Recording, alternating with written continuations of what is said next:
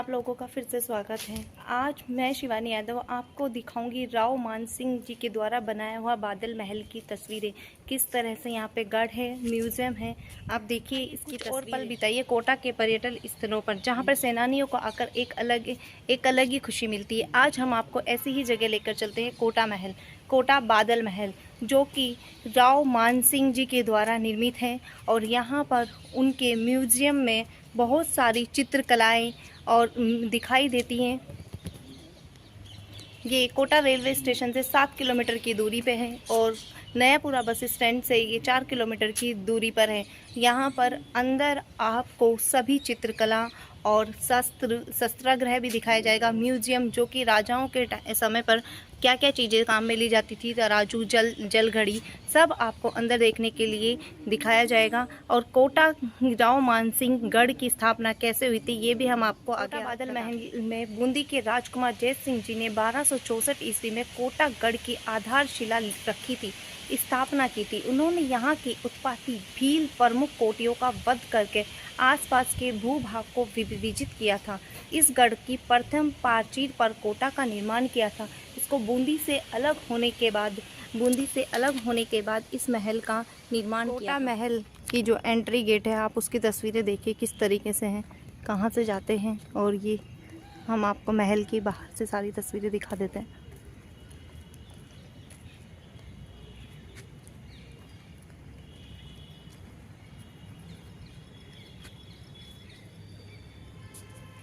घर है, जो भी पर्यटन यहाँ पे घूमने आते हैं, यहाँ से टिकट लेकर तब अंदर जाते हैं राव माधो सिंह म्यूजियम में। और यहाँ से ही अंदर महल में जाने के लिए टिकट लेकर अंदर महल है। इसके अंदर राव मान सिंह म्यूजियम ट्रस्ट के द्वारा बनाया गया एक म्यूजियम है, जिसकी तस्वीरें हम आपको मान सिंह म्यूजियम की कुछ तस्वीरें आपको दिखा रहे हैं, जो कि काफ़ी टाइम से यहाँ पर हैं। देखिए आप इसकी तस्वीरें किस तरह से हैं और क्या क्या इस म्यूजियम में है, वो भी आप देखिए। ये बहुत ही ऐतिहासिक हैं जो इस म्यूजियम में लगाई हैं, बहुत ही हमारी संस्कृति को दिखाते हैं। देखिए आप लोग, यहाँ पे राजा, गद्दी और ये सब उनके हाथी घोड़े सब म्यूजियम में अच्छे से सजाए हुए हैं, सांस्कृतिक हैं और हमारे इतिहास को दिखाते हैं।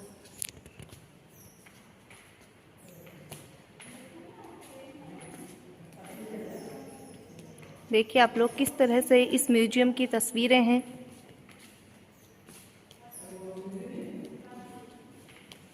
राजा के शीशम की लकड़ी का बना हुआ सिंहासन है, जिसको आप देख सकते हैं किसकी तस्वीरें किस तरह से हैं। ये पालना है यहाँ पर। ये सोने चांदी के आभूषण की जो कढ़ाई की जाती है आभूषणों पे सगाई में देने के लिए, ये आभूषण, ये भी जो वस्त्र हैं यहाँ पर आपको दिखाई देंगे। देखिए आप लोग किस तरह से हमारा प्राचीन इतिहास की कुछ तस्वीरें हैं जो यहाँ पर आपको दिखाई जा रही है। आज भी इस म्यूजियम में सजा कर रखी हुई है। ये श्रीनाथ जी का सिंहासन है, घड़ी होती थी उसकी तस्वीरें हैं। आप देख सकते हैं इसके नीचे पालकियों की कला है, किस तरह से पालकियाँ होती थी उसकी कलाएं लगाई हुई हैं। ये तराजू हैं जो हमारे पुराने ज़माने में चलती थी, प्राचीन काल में जो तराजू हुआ करती थी राजा महाराजाओं की। ये फैन है, कपड़े धोने की मशीन उस समय पे भी होती थी, बस इसका थोड़ा सा डिज़ाइन चेंज होता था। आप देख सकते हैं इसकी तस्वीरें। ये यहाँ पे सिद्धि यंत्र है, श्री यंत्र है, घंटाकर्ण है, सुदर्शन यंत्र है। आप देख सकते हैं हस्तलिखित ग्रंथ, जो हमारे हाथों से लिखे हुए ग्रंथ होते हैं, ये ग्रंथ इसमें लगे हुए हैं। ये देखिए पात्र, ये हाथी हैं जो कि राजा की सवारी हुआ करता था। ये म्यूजियम की तस्वीरें हैं, आप देख सकते हैं इस तरह से। ठाकुर जी की पूजा सामग्री, चांदी की जुड़ाऊ कुर्सी, डॉलर, पहले कैसे डॉलर होता था ये आप देख सकते हैं इसकी तस्वीरें। ये देखिए चांदी की कलाकृतियाँ हैं, देख सकते हैं आप किस तरह से कलाएं बनाई जाती थी, किस तरह से डिज़ाइन किया जाता था। ये राजा महाराजा जो चौरस शतरंज खेलते थे, ये देखिए इसकी तस्वीरें कैसे हैं। ये गंजफा है।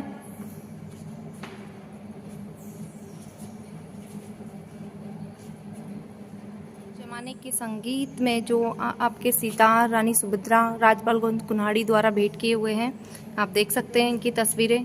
तबला, सितार, ये सब काम आते थे पहले। के अंदर लगे हुए जो शस्त्र हैं वो हैं, किस तरह से ये लगे हुए हैं आप देख सकते हैं। कौन कौन सी धातु से बने हुए ये भी आप देख सकते हैं म्यूजियम के अंदर। देखिए आप लोग,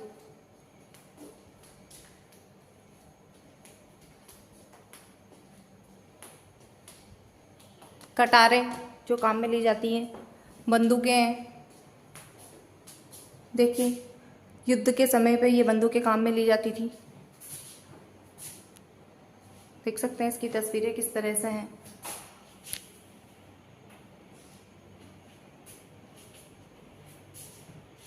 तोपें हैं।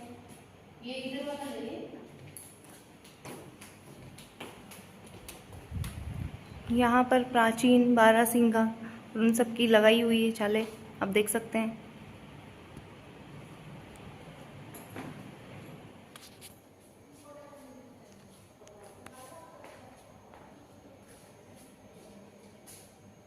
ये आप देख सकते हैं राज चिन्ह है, ये जो राजाओं के चिन्ह होते हैं वो हैं। ये सर्व धातु से बने पात्र है। अब हम आपको दिखाते हैं तीर, जो राजा अपने युद्ध के समय में काम में लेते थे वो तीर। छड़ियाँ, किसके धातु से यहाँ पे छड़ी बनी हुई है। तलवार, तलवार के कौन कौन से अंग होते हैं ये भी आपको देखने के लिए मिलेगा। आप कोटा खबरी चैनल पर अगर नए आए हैं तो आप इसको लाइक करें, सब्सक्राइब करें, जिससे कि हम आपको अपनी नई नई वीडियोज़ आप तक पहुंचा सकें। ये महल की तस्वीरें हैं जिसमें चित्रकारियों के द्वारा चित्रकारी लगाई गई है। देखिए किस तरह से यहाँ पे चित्र बनाकर लगाए हुए हैं, देख सकते हैं। ये सब चित्रकला हैं जो कि कोटा कलम के द्वारा किए गए हैं। आप देख सकते हैं इसकी तस्वीरें।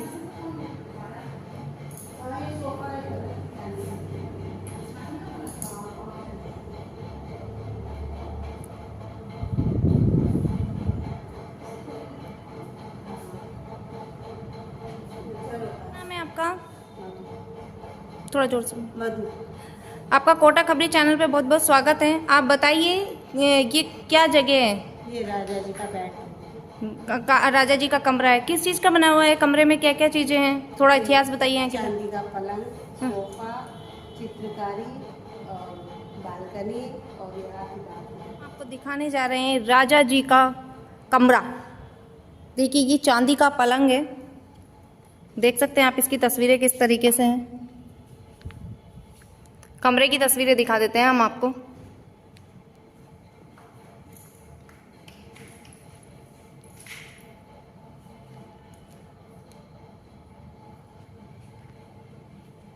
सोफा,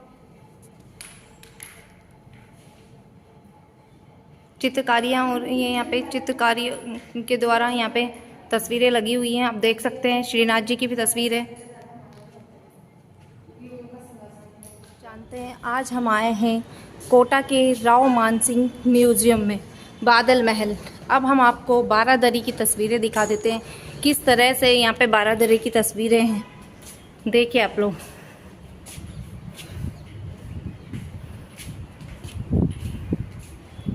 ये बारादरी की तस्वीरें हैं।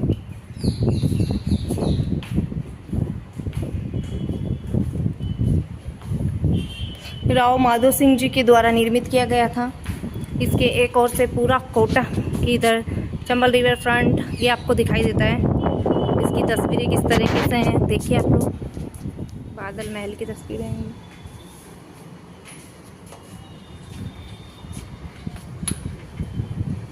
अब हम आपको बड़े महल की तस्वीरें दिखाएंगे। बड़ा महल जहाँ पे राजा का दरबार लगता था, किस तरह से वहाँ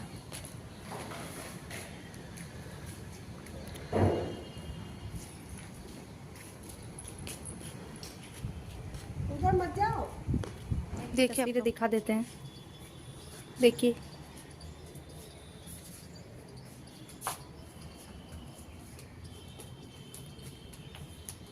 राव मानसिंह जी के द्वारा निर्मित महल, जो एक ट्रस्ट के द्वारा चलता है। यहाँ पे पर्यटक घूमने के लिए आते हैं, देखते हैं। ये हमारे पुराने इतिहास को दोहराता है, हमारा पुराना इतिहास बताया जाता है। का प्रांगण है, आप देख सकते हैं। यहाँ पे दशहरे पे एक राज्य की रैली निकाली जाती है, देख सकते हैं आप किस तरह से।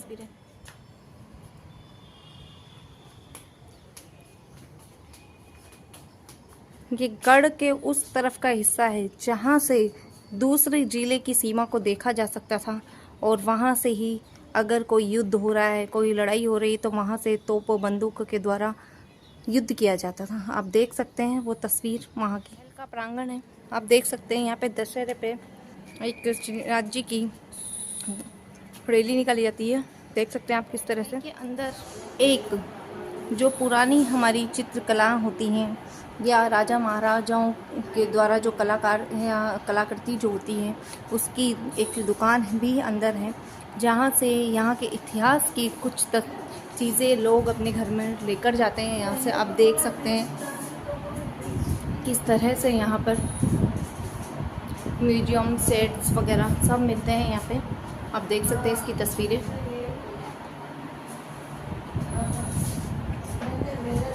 गुड्डा गुड्डी देखिए आप लोग।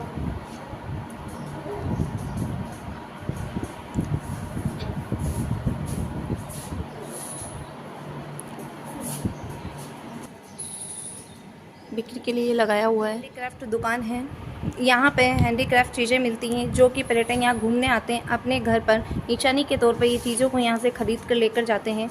आप देख सकते हैं इसकी तस्वीरें कैसे।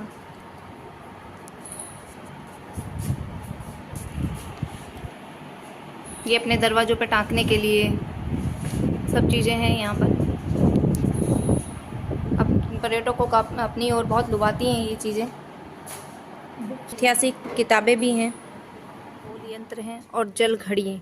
ये देखिए, ये उस समय की घड़ी है, जल घड़ी और गोल यंत्र। कि यहाँ पे पर्यटक घूमने के लिए आते हैं, यहाँ पे कुछ पर्यटक घूमने के लिए आए हैं। अब हम जान लेते हैं। सर, आपका कोटा खबरी चैनल पे बहुत बहुत स्वागत है। क्या नाम है आपका?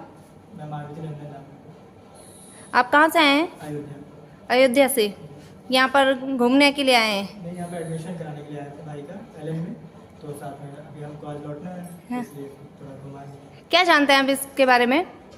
सुना था कोटा बस पैलेस, बस घूमने ही आए थे कि यहाँ पर जो राजवंश है और वहाँ की चीज़ें देखने का मन था। देखिए, ये लोग भी यहाँ का इतिहास जानने के लिए आए हैं, तो किस तरह से यहाँ का इतिहास होगा आप देख सकते हैं। आपका कोटा खबरी चैनल पे बहुत बहुत स्वागत है। सर, आपका नाम क्या है?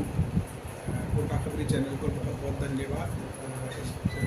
ऐतिहासिक स्थान को कवर करने के लिए मैं आशुतोष दादी curator Rao Madho Singh museum Kota. Sir, यहाँ के बारे में थोड़ा इतिहास के बारे में बताइए। कब से ये म्यूजियम है, कब से क्या है, इसकी विशेषताएं बताइए आप हमें। कोटा जो है 1624 से पहले 1264 से 1624 तक ये पूरा जो टेरिटरी थी वो बूंदी रियासत के अंतर्गत आती थी, और बूंदी रियासत के जो सेकंड प्रिंस थे वो जो हुआ करते थे वो यहाँ की व्यवस्थाओं को देखा करते थे। उसके बाद 1624 में राव रतन सिंह जी जो बूंदी के शासक थे, उनके द्वितीय सन राव माधो सिंह जी के पराक्रम को देखते हुए जहांगीर ने और उसके बाद शाहजहाँ ने उनको ये कहा कि ये स्वतंत्र शासक बनने के लायक है, तो चंबल के इधर का किनारा उनको देकर, पूरा भूभाग चंबल के इधर का उनको देकर, और कोटा रियासत स्वतंत्र रूप से अस्तित्व में आई।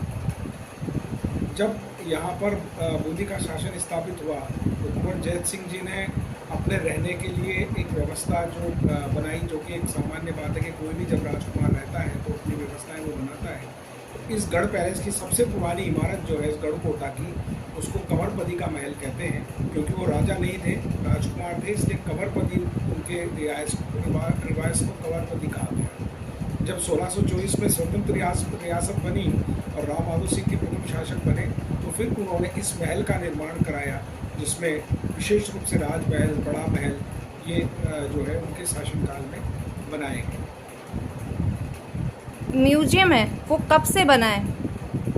ये जो राव माधो सिंह म्यूजियम है, इसकी स्थापना राज परिवार ने कोटा के प्रथम शासक राव माधो सिंह जी के नाम पर करी है, और इसकी स्थापना सन 1973-74 में हुई।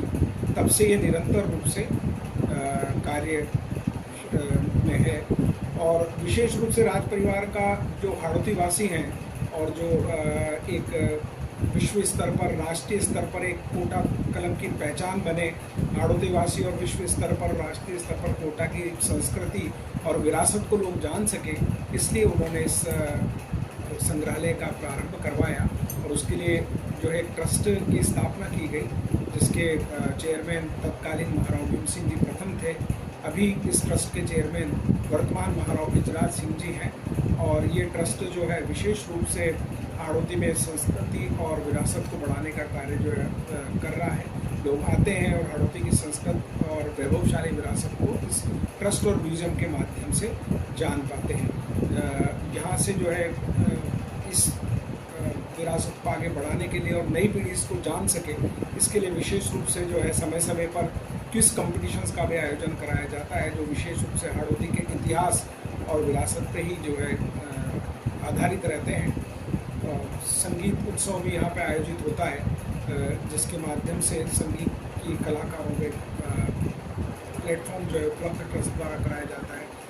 संस्कृति को जीवित रखने के लिए विशेष रूप से महाराव साहब की सालगिरह का दरीखाना और दशहरे का दरीखाना आज भी रियासतकालीन परंपराओं के अनुसार यहाँ पर आयोजित किया जाता है।